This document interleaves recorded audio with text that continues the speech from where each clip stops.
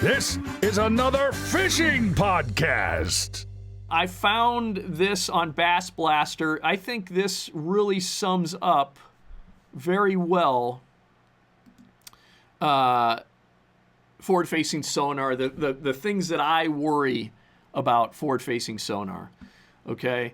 I am not against forward-facing sonar, but I believe there are some potential issues. Not just potential. I believe there are issues with it that, we need to talk about. So anyway, this is from Bass Blaster.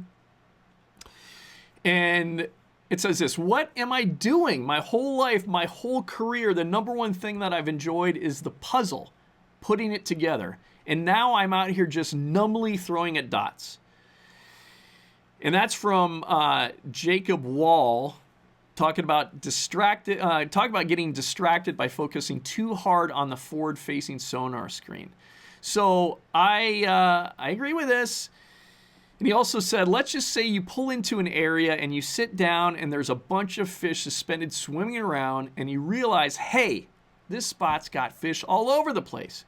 You may be able to sit there all day and just pan around and float around with the trolling motor, and you're kind of just mindlessly throwing at dots.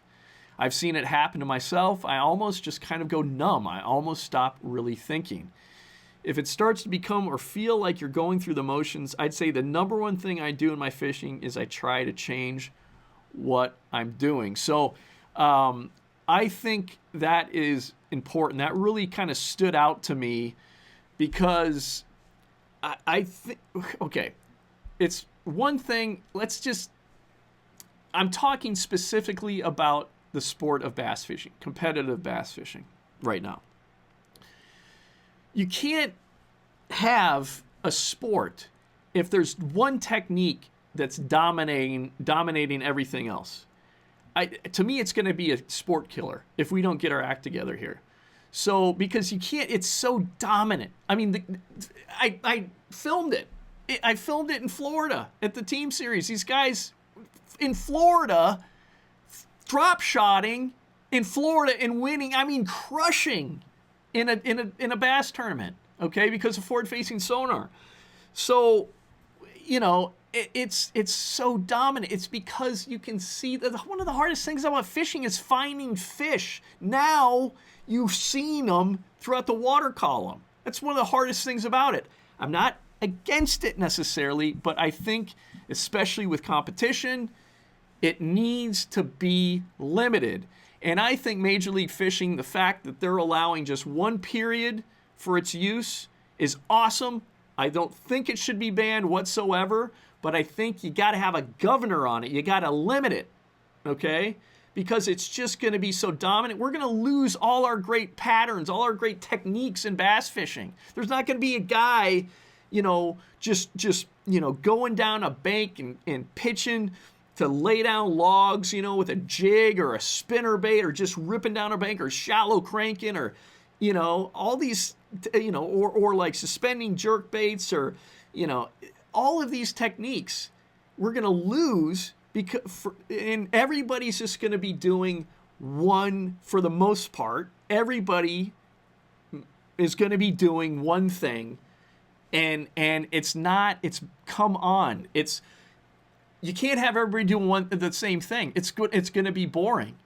You need variety in the sport. You need to have guys that are like good at different techniques. You can't have everybody just like, well, we're all good at forward-facing sonar now, and throwing little jig head minnows at them. Come on, man. It ain't. Major League Fishing is in my opinion has the best idea with how to handle this forward-facing sonar issue. And it's to have that this one period they're allowed to fish it. And I think it's going to be super exciting to see how strategies are developed. And I'm excited to see how all that shakes out. I think it's another feather in the cap of Major League Fishing that they can go, yeah, we have these things called periods. We have 3 periods. We can make just one period where, we allow forward-facing sonar. And the other 2 periods, you got to do it old school, man. You can't have X-ray vision in the water column. So sorry.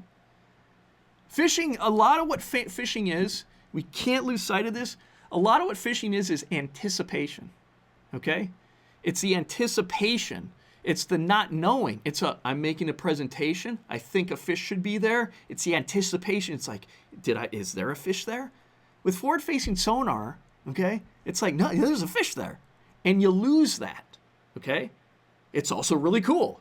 It's really cool to know there's a fish there. But sometimes, especially with the sport, with competitive fishing, we need to take that away a little bit, because fishing is also about the unknown.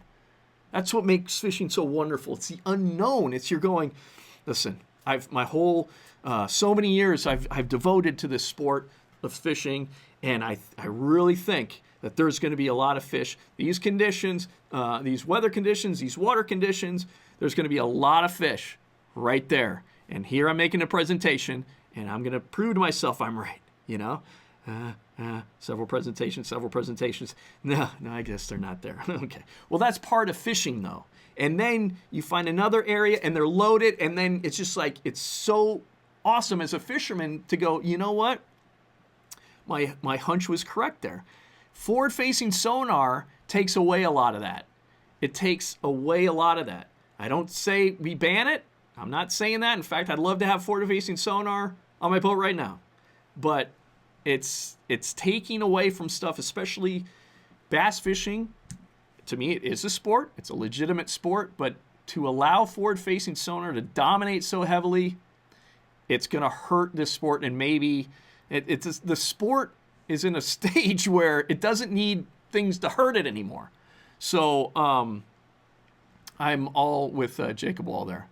I agree 100%.